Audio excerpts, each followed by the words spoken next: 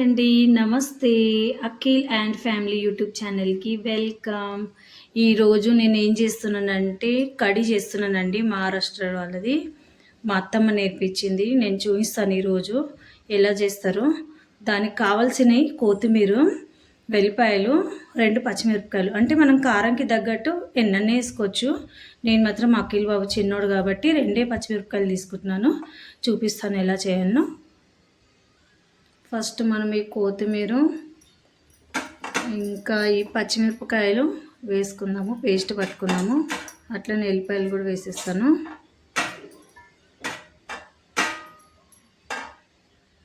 కొద్దిగా జీలకర్ర కూడా వేయాలండి, మిక్సీ పట్టినప్పుడే. కొత్తిమీర, పచ్చిమిరపకాయలు, వెల్లిపాయలు, జీలకర్ర. ఓకేనా? ఈ పేస్ట్ పట్టుకుందాము, తర్వాత చూపిస్తాను. ఇదిగోండి, ఇది పెరుగు తీసుకున్నాను. మనకి ఎంత కావాలంత తీసుకోవాలి. పెరుగు తర్వాత ఈ కొంచెం అంతా శనగపిండి తీసుకున్నానండి.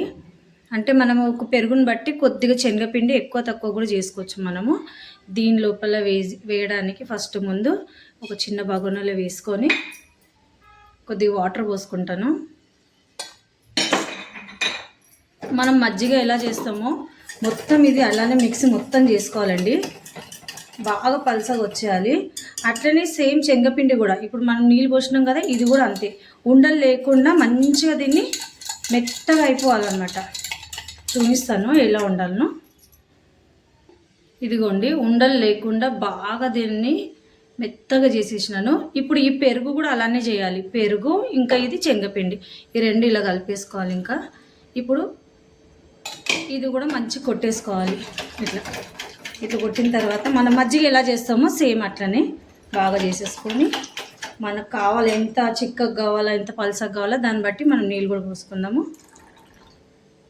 ఇదిగోండి, ఇప్పుడు పసుపు ఇందులో వేసుకోవాలి. పసుపు తర్వాత కొద్దిగా ఉప్పు వేసుకుందాము. ఉప్పు మనకు తగ్గట్టు మనకి ఎంత టేస్ట్ని బట్టి వేసుకోండి. ఇంతనే వేసుకోవాలి అంతనే వేసుకోవాలని ఏం లేదు.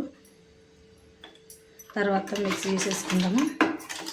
మనకి చిక్కగా ఎంత కావాలో దాన్ని బట్టి నీళ్ళు పోసుకోండి. లేదు పలసగా కావాలంటే కొద్దిగా ఇంకా కొంచెం వేసుకోండి, పర్లేదు. కాకపోతే మరీ ఓవర్గా పలసగా అయిపోతే బాగుండదు.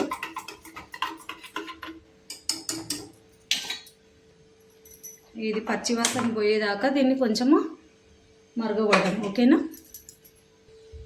ఇది మధ్య మధ్యలో కలుపుతూ ఉండాలండి, లేకపోతే పెరుగు పగిలిపోతుంది. అందుకే దగ్గరుండి నిదానంగా కలుపుతూ ఉండాలి. ఎక్కడ ఉండలు లేకుండా ఉండాలి. ఇందులో మనం ఏమి వేసినామంటే శనగపిండి, పసుపు, ఉప్పు, ఇంకా మనకు కావాల్సినంత నీళ్ళు, పెరుగు వేసుకొని బాగా పలసగా చేసుకోవాలి. మనం పప్పు ఎట్లా చేసుకుంటామో అంత ఉంటే చాలు. మరి పప్పు చారులాగా చేసుకున్నామంటే ఇక అంతే. ఇంకా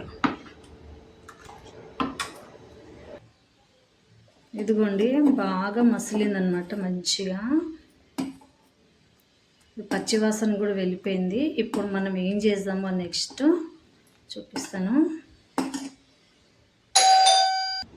ఇప్పుడు మనం తాలింపు వేసుకుందామండి. తాలింపుకి కొద్దిగా ఆయిల్ వేసుకున్నాను. వేడెక్కేదాకా చూద్దాం కొద్దిసేపు. ఇప్పుడు తాలింపు కోసము ఆవాలు, ఇంకా జీలకర్ర,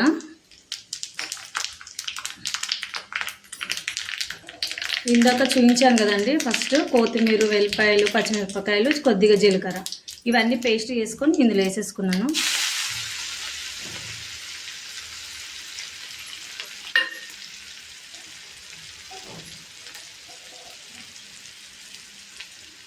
ఇదిగోండి, కరివేపాకు కూడా వేస్తున్నాను.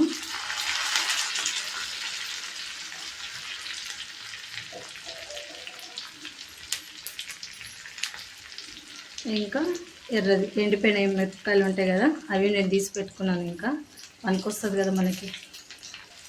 కొద్దిగా మిక్స్ చేసుకుందాము. తాలింపు అయిపోయినాక ఇంకా ఏం చేయాలో చూపిస్తాను, చూడండి. మీకు ఈ రెసిపీ నచ్చిందంటే లైక్ చేయండి, సబ్స్క్రైబ్ చేయండి, కమెంట్స్లో కూడా చెప్పండి. ఇది మా అత్తమ్మ నేర్పించింది వెరైటీ. మహారాష్ట్రలో కడి అంటారు. ఇక మన దగ్గర ఏమంటారో నాకు అంత ఐడియా కూడా లేదు. కమెంట్స్లో చెప్పండి ఏమంటారో తెలుగులో. ఈ తాలింపు అయిపోయిందండి, నేను ఇందులో వేసుకుంటాను. మనకు కావాలంటే బగోనాలో కూడా చేసుకోండి, కాకపోతే ఏంటంటే మా పనామె ఇంకొక 2-3 రోజుల నుంచి రాలేదు, అందుకని ఇంకా చిన్నదాంతో తాలింపు వేసేసుకున్నాను. ఇదిగోండి అయిపోయింది.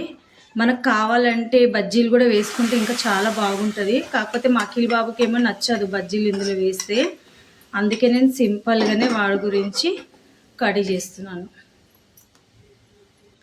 కొద్దిగా చిక్కగా అయినందుకు నేను వేడి నీళ్ళు పెట్టాను, అది కొద్దిగా వేసేస్తాను పైనుంచి.